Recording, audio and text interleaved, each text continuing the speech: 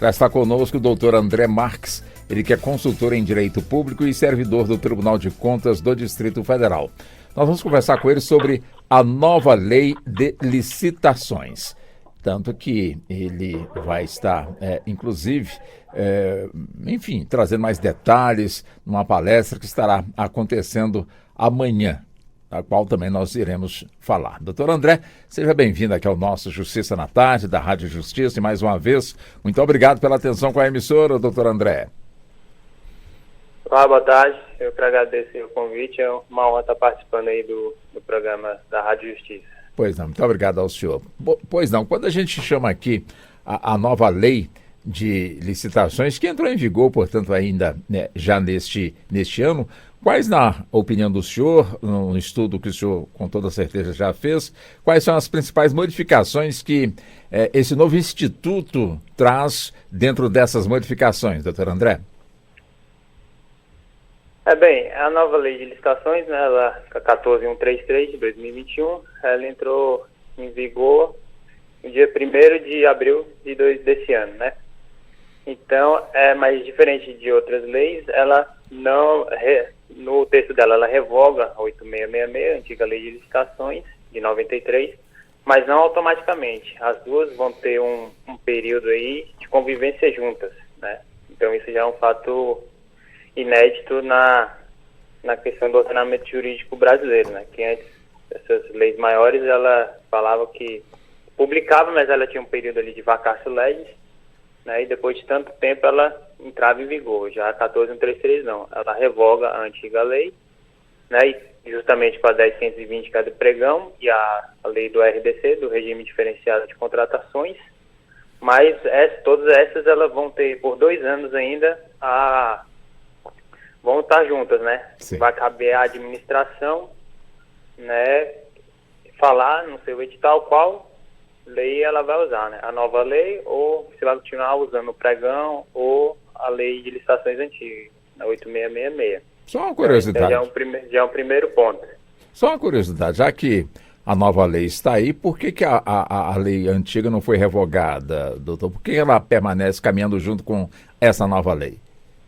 Sim, acho que o legislador fez isso justamente pensando aí no prazo que a administração e seus servidores vão ter para colocar essa lei em efetividade, né, de forma correta, como ela deve ser, né? Então vai ser um período de capacitação, de treinamento e da própria administração fazer as regulamentações que o novo ordenamento ele pede, né? Então eu acho que justamente por esse período, ele deixou de 2 anos aí, que é o tempo que a administração vai sendo capacitada, os seus servidores vão fazendo treinamentos, a própria doutrina vai se manifestando, os próprios tribunais de contas também já vão começar a emitir entendimentos, né? E é uma lei que precisa ser muito regulamentada, né?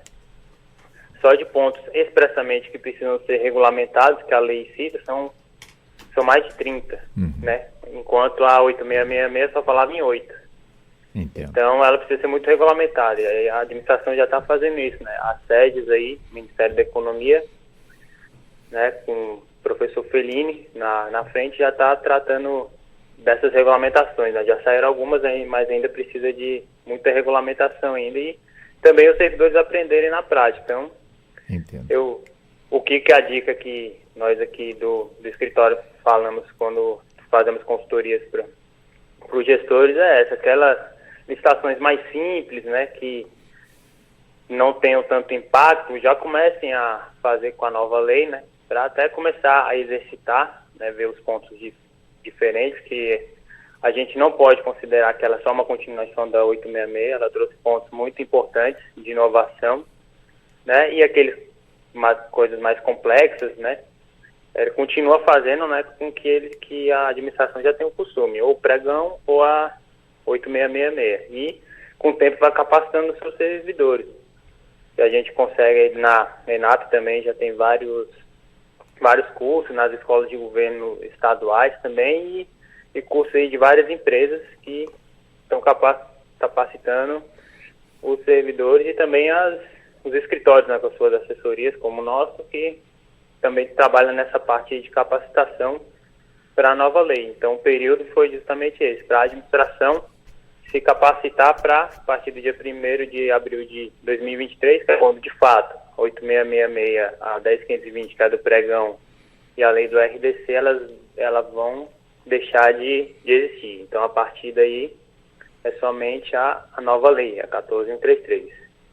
Agora, essa nova lei, a 14133 de 2021, quer dizer, ela chega de forma mais rígida, até mesmo no sentido de fechar possíveis brechas que, de alguma forma, poderia estar facilitando até mesmo equívocos, que desses equívocos também podem partir até mesmo para uma licitação fraudulenta. Quer dizer, em termos de segurança, em termos até mesmo de permitir que o servidor que está à frente, portanto, dessa atribuição, ele, com toda certeza, tenha mais, de certa forma, esteja mais protegido ao aplicar, portanto, aí essa legislação, no sentido de promover, portanto, as licitações. Portanto, resumindo, em termos de segurança, em termos de transparência, em termos também até de se evitar fraudes. Como é que o senhor avalia essa nova lei? Não que a lei antiga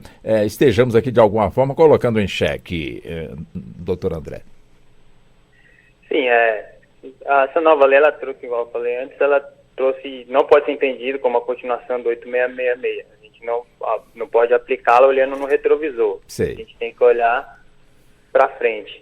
E ela traz, sim, várias inovações que buscam, né, corrigir algumas falhas que teve quase uns 30 anos da 8666, né, que era de 1993.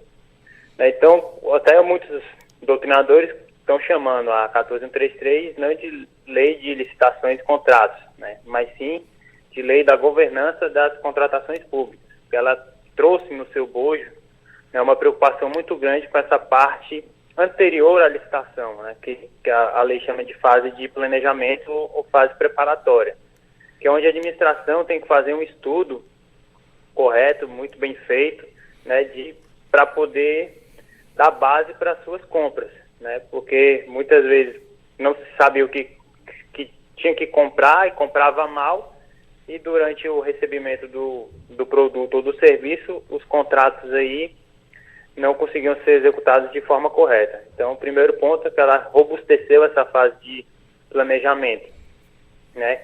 E o que a gente pode falar que a 14133 ela pega, de fato, a 866 como base de alguns pontos e também implementa no texto legal normativas que estavam só no âmbito federal, principalmente nas instruções normativas. Então, ela traz isso também para dentro do corpo legal, ou seja, dá uma robustez maior, não é só mais uma instrução normativa federal, né, que Sim. a princípio só seria aplicada no âmbito da administração pública federal, mas colocando no corpo da lei, como é uma lei nacional, que se aplica tanto a estados, Distrito Federal, a União e os municípios, então isso dá mais uma força. E também ela, no próprio texto legal, já acopla alguns entendimentos doutrinários e jurisprudenciais, né, fechando brechas que 866 trazia. E outro ponto também com relação à segurança do gestor, né, além dessa fase de planejamento, ou seja, ele vai planejar melhor, ele consequentemente vai comprar melhor, ou seja, vai evitar compras desnecessárias e gastos que podem trazer prejuízo para o erário.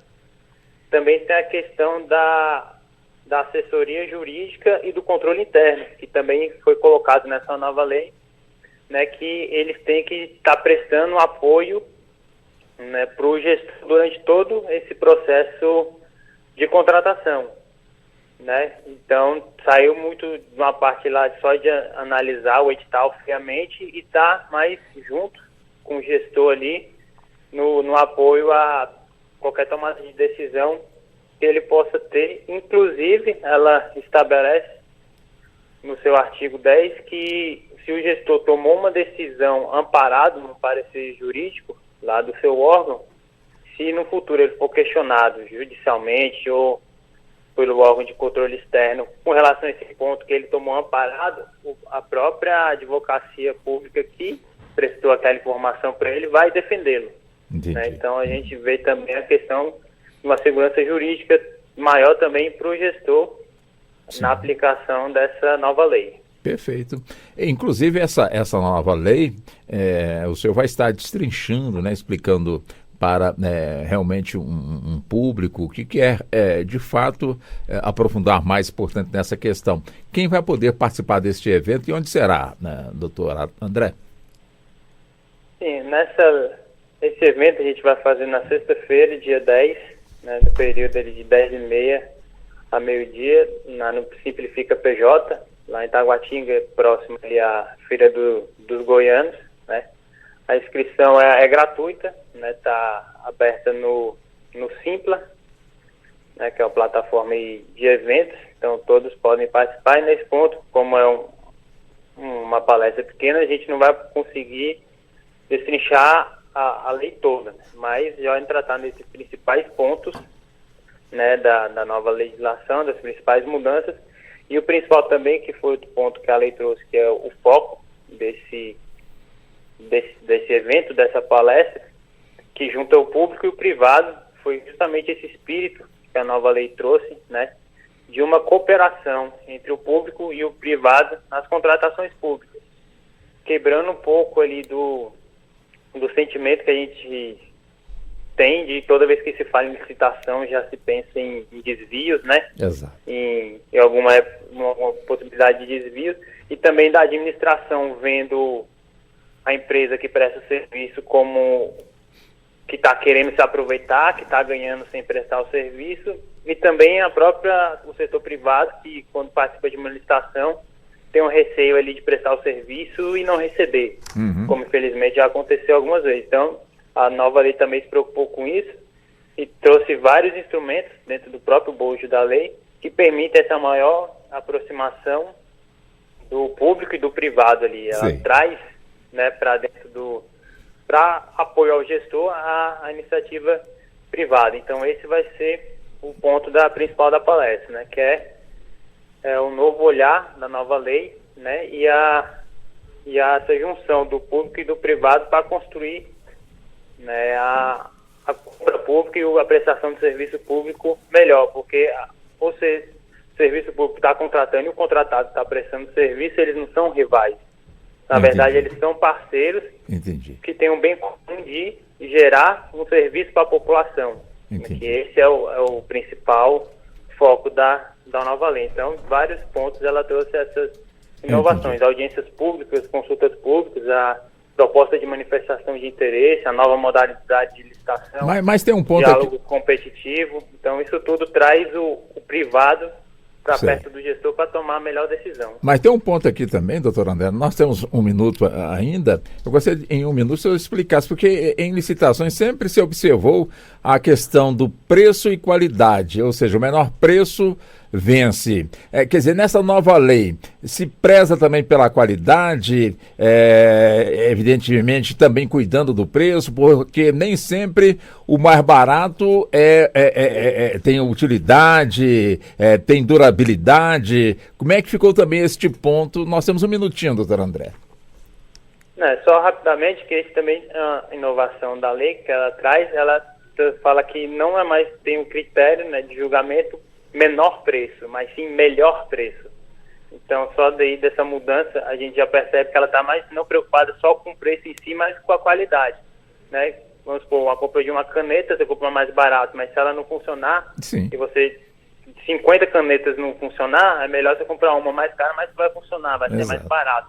Então, justamente essa eficiência, essa eficácia nas contratações que essa nova lei veio trazer. Então, ela não fala mais em menor preço, e sim em melhor preço, que junta tudo, né? Tanto a quantidade quanto a qualidade para as compras e serviços que a administração vai adquirir.